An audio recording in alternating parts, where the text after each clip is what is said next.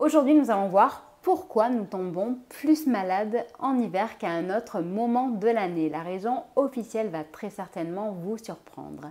Et donc l'objectif de cette vidéo est de vous avoir en meilleure santé tout au long de l'année. Ça vous intéresse? Regardez la vidéo. Bonjour à tous, je suis Steph et je présente la chaîne de comparaton.com qui est un site qui compare, synthétise et analyse les offres des différentes banques, néobanques et fintech pour que vous fassiez des économies sur vos frais bancaires. Aujourd'hui, on va parler santé. Cela peut vous surprendre, mais sur notre site, nous avons également des solutions pour vous aider à trouver de meilleures assurances. Et donc, on va parler de mutuelle santé, mais on ne va pas parler que ça. Donc, si ce type de sujet vous intéresse, je vous invite à vous abonner à ma chaîne YouTube. Vous pouvez également liker la vidéo, la partager et poser vos questions en dessous de celle-ci. Sachez d'ailleurs qu'entre la vidéo et vos questions, il y a un descriptif. Dans celui-ci, vous aurez accès justement à toutes les recherches que nous avons faites pour répondre à cette vidéo et aussi au simulateur qui vous permettra de trouver une mutuelle santé qui sera moins chère et qui vous remboursera mieux que vous soyez un particulier, un senior ou une entreprise. Le constat est là, en hiver généralement on a la goutte au nez, un coup de froid qui arrive assez souvent, bref on est plus souvent malade. Savez-vous pourquoi? Bon certes, ok, les températures baissent, voilà, mais à part ça, on pourrait dire qu'il n'y a pas vraiment de raison. Et pourtant, les chercheurs américains et égyptiens ont découvert comment et surtout pourquoi on tombe plus malade en hiver. Donc, cette étude a été publiée dans le Journal of Allergy and Clinical Immunology et écoutez bien, il s'agit de la toute première fois qu'une étude permet de comprendre pourquoi il y a plus de rhume en hiver. En fait, c'est très simple. Bon. Ok, donc certes, il y a les virus, tout ça, mais il n'y a pas que ça. En fait, sachez que dans notre nez, nous avons des muqueuses et celles-ci représentent une véritable barrière au virus. Normalement, pour qu'elle fonctionne à plein régime, il faut que celle-ci soit à 37 degrés, qui est la température moyenne et normale de notre corps. Cependant, en hiver, quand nous restons dehors à des températures fraîches et parfois négatives, la température de notre corps baisse et dans notre nez également. Je me permets de vous passer en mode accéléré les 25 pages de cette enquête très précise et très intéressante. Elle est cependant donc résumée dans une illustration qui, elle, est très compréhensible. Donc il faut savoir qu'en dessous de 37 degrés, notre système de défense diminue, c'est-à-dire que notre système immunitaire est affaibli et donc là, les virus, ils attaquent. Donc voici une des principales raisons qui explique pourquoi en hiver on est plus sensible aux coups de froid, aux maladies. Pour préserver la température de son corps à 37 degrés et pour essayer de se masquer le nez, bon je ne vais pas vous dire de mettre le masque parce que voilà, ça c'est vraiment un autre sujet, un autre problème. Je vais vous dire par contre pourquoi pas de vous mettre une petite écharpe, un col roulé, bref, le fameux col roulé, n'est-ce pas, de certains hommes politiques, ils y tiennent cet hiver. Il y a également aussi la possibilité de réchauffer votre corps en buvant des boissons chaudes ou des boissons tièdes. Et voilà, donc bref, chacun sa solution, vous en avez peut-être une autre, dites-le moi en dessous de la vidéo. Je me suis amusée à chercher sur Google ce que l'on trouvait quand on tapait cache-nez et franchement, on trouve un peu de tout et du n'importe quoi. Et encore, je peux vous dire que je vous ai épargné la cagoule en latex. Mais bon, je vous laisse juger quand même de ce qui est proposé.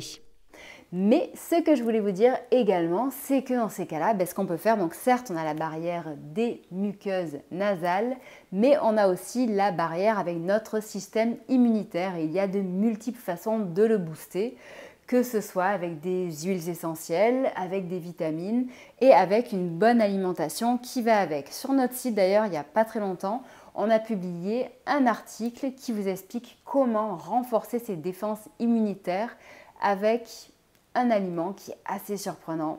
On en parlera peut-être une prochaine fois ou sinon par curiosité si vous voulez en savoir plus vous pouvez regarder le lien qui est en dessous de la vidéo. Mais sinon donc sachez que moi pour ma part par exemple j'utilise beaucoup les huiles essentielles. Il y a des mélanges comme ça qui sont tout faits et qui renforcent justement nos barrières naturelles et nos défenses immunitaires. Pour ma part je ne vais pas vous cacher, c'est vraiment quelque chose qui marche bien puisque ça fait... Je touche du bois, je croise les doigts, ça fait plus de 2 ans que j'ai pas été malade, hein, même le Covid n'a pas eu raison de moi. Là, je croise vraiment les doigts. Bref, et donc du coup, j'ai ça au cas où, en cas de grosses attaques ou si je me sens quand même assez faible. Donc c'est L52 Etagrippo de Lening. Voilà, donc ça, il suffit de prendre 20 gouttes. Et sinon, quand il y a un changement de saison, quand les températures en effet changent et diminuent vraiment, ou alors quand je sais que je vais être par exemple dans des endroits susceptibles d'être risqués, eh bien je prends un truc qui s'appelle Pranarum Système Immunitaire Défense Naturelle. Voilà, donc c'est un mélange de plein d'huiles essentielles. Pour ma part, ça marche très très bien. Je le mélange soit avec de l'eau, soit avec du miel. Et voilà, donc ça, bref, c'est les petits détails. Chacun ses petites potions, chacun ses petites astuces. Il y a aussi également la vitamine D qui fonctionne très très bien, donc en gouttes justement au moment des changements de saison. On peut les prendre de mars à novembre ou sinon le faire en cure boost avec des ampoules.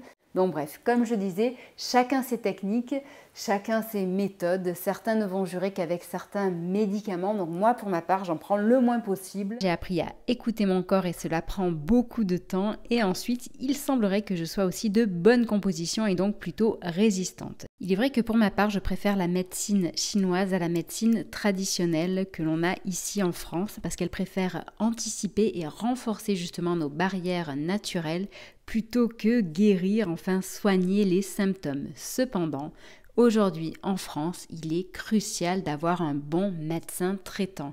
Et donc ça, je vous invite vraiment à bien le choisir et à bien vous renseigner à son sujet. Dans tous les cas, ce qui est important quand même si je vous disais que je ne prenais pas trop de médicaments chimiques, c'est quand même très important d'avoir une bonne mutuelle santé, d'avoir un bon médecin traitant sur lequel vous pouvez vous reposer en cas de problème. Donc ça, vraiment, faites très attention au choix de votre médecin traitant. Et pour la mutuelle santé, eh bien sachez que c'est pareil. Donc certes, il y a la sécurité sociale qui nous rembourse une partie justement des rendez-vous qu'on prend chez le médecin et une partie des médicaments. Mais la mutuelle, c'est quand même celle qui va faire le reste et donc qui va nous permettre au final de rester en bonne santé à moindre frais.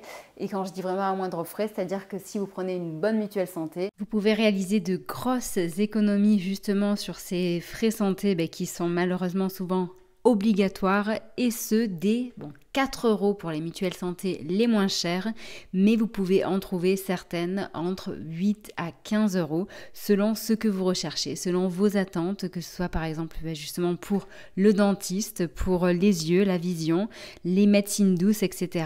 Donc dans tous les cas, vous verrez, vous avez dessous dans le descriptif un accès à notre simulateur santé qui vous permettra de comparer avec un seul formulaire les solutions et propositions de très nombreux assureurs pour que vous trouviez de votre côté ce qui vous correspond le mieux en termes de budget et d'offres. Dans tous les cas, sachez qu'avec notre simulateur qui est présent en dessous, eh bien vous pouvez tout indiquer en un seul formulaire et au final vous aurez des propositions et vous pourrez choisir la meilleure et la moins chère selon votre budget.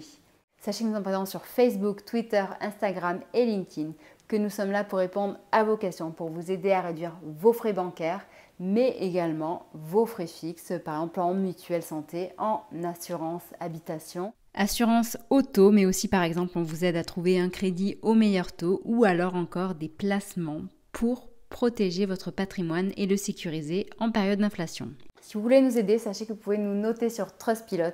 Je remercie déjà ceux qui l'ont fait, merci beaucoup. Et du coup, pour les autres qui ne l'ont pas fait, le lien est en dessous de la vidéo. Donc, vous n'avez qu'à cliquer dessus et mettre un petit avis, ça nous aidera toujours. Je vous remercie et je vous souhaite une très bonne journée et de bonnes fêtes. Au revoir.